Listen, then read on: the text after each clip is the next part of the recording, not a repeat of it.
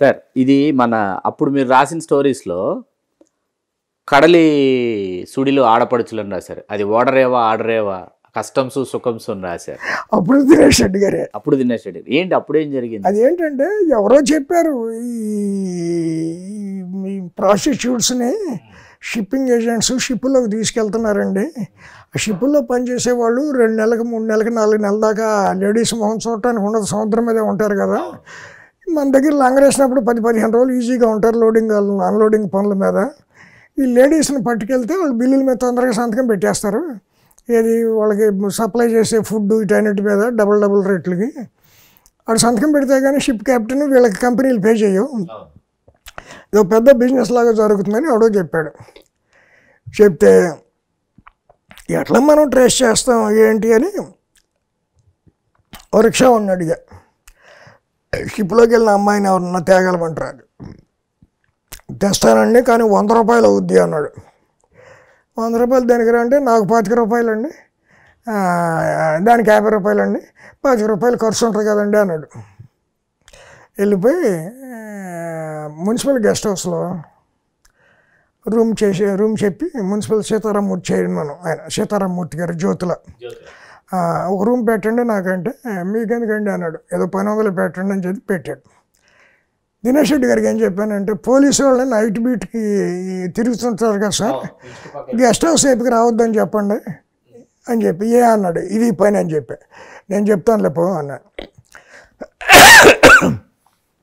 2 town లిమిట్స్లోకి వస్తుంది. వాళ్ళకి చెప్పేశాడు మీరు ఎక్కడన్నా తిరగండి, మున్సిపల్ గెస్ట్ హౌస్ వైపుకి వెళ్ళబాకంటారు నైట్ అని.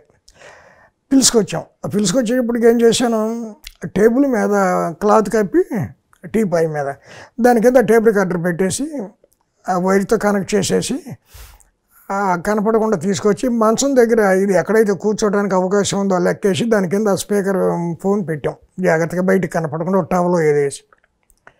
వీడు 10ంటికి తీసుకొచ్చాడు రిక్షావాడు. గేటు తాళం వేయించేసాం మున్సిపల్ గెస్ట్ హౌస్. నేను ఇంకో కుర్రోని తీసుకుని వెళ్ళా. ఒక అతను నాకు అసిస్టెంట్గా ఉండేవాడు కాకినాడలో. అతను తీసుకుని వెళ్ళిన తర్వాత మందికి వచ్చి మందు పెట్టాం. మందు స్టార్ట్ చేసిన తర్వాత ఆమె మీరు దాగర ఏంటని అడిగింది. మనం అంత పని వాళ్ళం కదమ్మా అని చెప్పి కూల్ డ్రింక్ ఏదో తాగాం, అయిపోయింది. సో నువ్వు షిప్లో బాగుందా అని మొదలెట్టాడు మావాడు. ఓ ఎక్స్పీరియన్సెస్ అని బ్రహ్మాండం అని చెప్పింది. ఈ వాచ్ ఆడే ఇచ్చాడు మన తెల్లోడు అని చెప్పి వాచ్ కూడా చూపెట్టాను. సరే అంతా అయిపోయిన తర్వాత నేను ఫుల్గా ఎక్కేసాను. ఏంటి ఇంకా కూర్చున్నారు అంటే మొదలెట్టాను. ఉండని చెప్పి మేము ఇద్దరం మెదలకుండా బయటకు వచ్చి రిక్షా ఉండి అటెండర్ ఉన్నాడు మున్సిపల్ గెస్ట్ హౌస్లో కృష్ణ అని. అడిగి చెప్పా, ఊరే అక్కడ రూమ్లో ఉంది మరి నువ్వు పంపించుకుంటావు ఎట్లా చేస్తావు చూడు, రిక్షా వాడిని పంపించాడు. ఆడు కూడా రిక్షా వాడు కూడా అక్కడే పెట్టి కూర్చున్నాడు. అది డబ్బులు ఇచ్చేసాము, దీనికి కూడా డబ్బులు ఇచ్చేసాం, పంపించేసి మొత్తం రికార్డ్ అయింది. ఆ రికార్డుని పెట్టి కడలి సుడిలో ఆడపడుచులని రాశాం. అదేమో ప్రకాష్ ఏం చేశాడంటే అది ఓడరేవా ఆడరేవా అని దానికి ఒక సబ్ హెడ్డింగ్ పెట్టి రాశాడు. తాడి ప్రకాష్ గారు. నాకు గోలైంది. ఇప్పుడు ఒకటి ఏంటంటే బేసికల్గా నా అదృష్టం ఏంటంటే జర్నలిస్టులు 2 రకాలుగా ఉంటారు సార్. ఇవి చెప్పుకుంటూ పోతే అన్ఎండింగ్. జర్నలిస్టులు అయితే డెస్క్ సెలెక్ట్ అవుతారు, అయితే రిపోర్టింగ్ సెలెక్ట్ అవుతారు.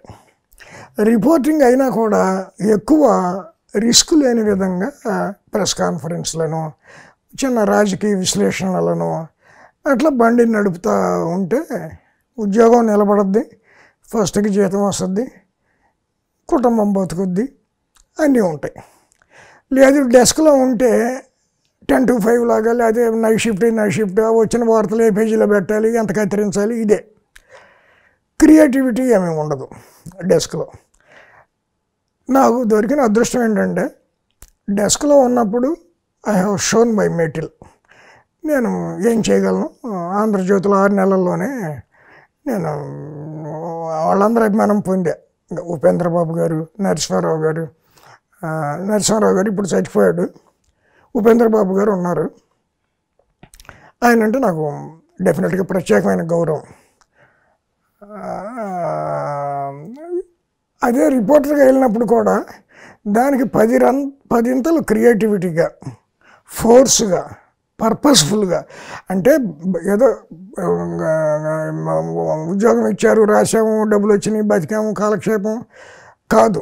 ఉద్యోగం ఉండనే పోనే, ఉంటే ఉంటుంది, పోతే పోద్ది. మనం ఉన్న కాలంలో ఎవరికి ఉపయోగపడగలిగాం, అది నా గైడింగ్ ఫోర్స్. అందువల్లే మంచి స్టోరీలు వచ్చినాయి. అది ఉదయం ఆంధ్రజ్యోతి, నేను ఉదయం గురించి వచ్చేసా. ఉదయంలోనేమో దాసనారాయణరావు గారు లేరని వచ్చేసా.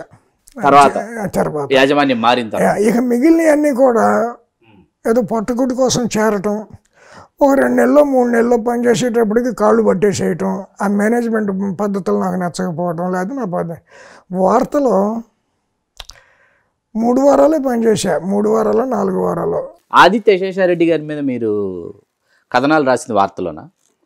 ఆదిత్య శేషారెడ్డి గారు బొబ్బిలిపులిలో రాశాను. బొబ్బిలిపులిలో రాశారు. నారాయణరావు గారి నేనే బ్యూరో చీఫ్. దానికి కూడా ఆయన పెట్టంగానే పతంజలి గారు ఎడిటర్, పతంజలి గారు ఎడిటర్ అంటే నేను బ్యూరో చీఫ్. పతంజలి గారు, మీరు, నాకు బాగా గుర్తుంది, ఎర్రంశెట్టి గిరిజాపతి గారు, మైనా స్వామి గారు, నడింపల్లి సీతారామరాజు గారు, ఇంతమంది రాశారు అందులో. Yajulu one of the best reporters Yajulu అప్పుడు మా దగ్గర. ఇప్పుడు తెలంగాణ, నమస్తే తెలంగాణలో ఉన్న కార్టూనిస్ట్ మృత్యుంజయ్ కూడా బొబ్బిలిపులి ప్రోడక్ట్. అవును, బొబ్బిలిపుల్లోనే. అట్లా ఏంటంటే బొబ్బిలిపుల్లో ఉండగా క్వశ్చన్ పేపర్లు లీక్ అయినాయి, ఇంటర్ క్వశ్చన్ పేపర్ లీక్ అయినాయి. అందరూ కలిసి శేషారెడ్డి గారి వైపు ఫింగర్ చూపించారు. నేను రాశాను ఆయన మీద, మనిషి సఫారీ సూట్ ట్రేడ్ మార్కు, కానీ చేసే పనులన్నీ ఎట్లా ఉంటాయి అని చెప్పి బాక్స్ కట్టేశారు. అంటే దాని మీద కవర్ పేజీ రాశాను, దాంట్లో ఒక బాక్స్ కింద వేశారు. ఆ పూట నుంచి ఆయన సఫారీ సూట్లు తీసేసి ఓన్లీ వైట్ ప్యాంట్, వైట్ షర్టే వేస్తున్నారు ఇప్పటికీ. ఇన్నేళ్ళు అయినా కూడా మళ్ళీ సఫారీ సూట్ జోలికి వెళ్ళాల. Please subscribe. Please subscribe. Please subscribe. Subscribe. Please subscribe. Please subscribe to RTV Telugu. RTV Telugu. RTV Telugu. Keep watching RTV Telugu. RTV Telugu. RTV Telugu channel.